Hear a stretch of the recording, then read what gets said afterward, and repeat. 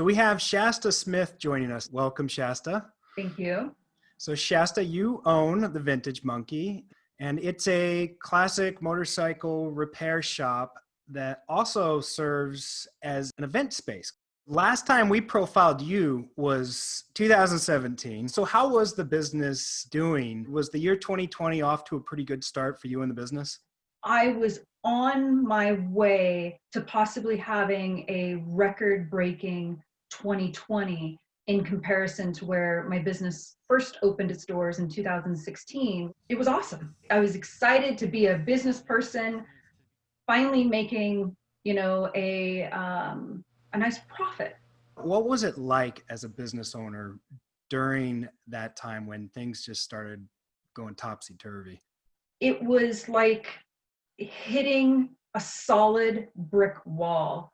We went from very enthusiastic clients, with a nice stack of contracts, to just the phone stopped ringing. No emails, total silence. Even though we were still working in the restoration shop, it's the venue that completely shut down. The event side is approximately 60% of the revenue. That 60% revenue loss is puts you in a panic. I don't think I've ever experienced that kind of anxiety before, where it's just absolutely paralyzing. And one of the reasons why it's so paralyzing is because we didn't know, I couldn't forecast anything. First it was a shelter in place and your business has to be shut down to the public. The best way I know how to describe it is you're being forced into failure. You're told you cannot do business, yet you must pay every bill that comes in every single month. And I did not receive a government stimulus for my business. I applied the moment the gates opened for every possible thing I could apply for. Nothing. So to end up in this situation and be left in the dark, it's a lonely, lonely experience. Has it crossed your mind about closing the business? Every week, I had to ask myself that question: is it worth it? Is it worth it to keep going on? Either I'm going to just keep going forward and assume everything's going to go back to normal once the shelter in place is lifted, or I've got to make some really, really tough decisions. I got an email from the federal government that said I qualified for a loan. Now, this is not a forgivable loan, and it's a 30-year loan with an interest rate, essentially almost like taking out a second mortgage on your home. So I have since taken out one large loan and one small loan. If I really have to pay off these, I'll be 74 years old when I'm paid off the debt that has occurred in the past 90 days. I think of it like I'm in the mini Titanic here. If the ship is going to go down, I'm riding the ship down, because I thought no one is going to take this business out of my hands. I'm going to keep fighting for it and keep fighting for it. But what I realized is I am greatly relying on my community to assist with that. I can't do it alone. The biggest challenge for you is to have, for people to feel comfortable again, coming back out.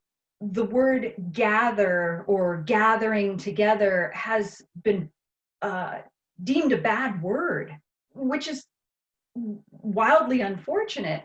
So how do we move forward is, I don't know what's next. I guess metaphorically speaking, I'm driving a car in very dense fog. The car's moving forward, but I can't see where I'm going. This was a profound moment for me to try to have some sort of mental sanity. I had a customer of mine, and he said to me, he goes, "No, those that are going to show up are going to show up, and those that are going to stay home are going to stay home. And that's the way it is." And that has actually calmed my nerves, because then I'm not going crazy over trying to make everyone happy. I'll I'm trying to work now on ways to make the customers that are willing to come out, make them happy.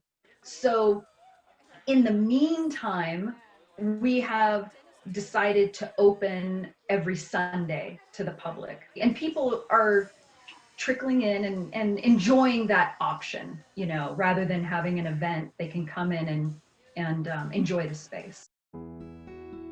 The community itself can make or break small businesses. We are extremely vulnerable, and which is something we don't talk about because we don't want to show vulnerability. So I think a gentle understanding is extremely important. I encourage the community to come out and patronize the small businesses. We feel that we're an important piece of the puzzle, and we want to remain here. What keeps you going? I think what keeps me going is actually being able to talk about it. And people are actually very willing to listen to it. And that, believe it or not, it helps. It helps tremendously. That does keep me going, because then people can give me their feedback on our importance in their lives, because you start to feel like you have no meaning anymore, and people will reassure you that you're meaningful. And it kind of pumps you up to say, okay, I'm going to make today the best day I can possibly make it.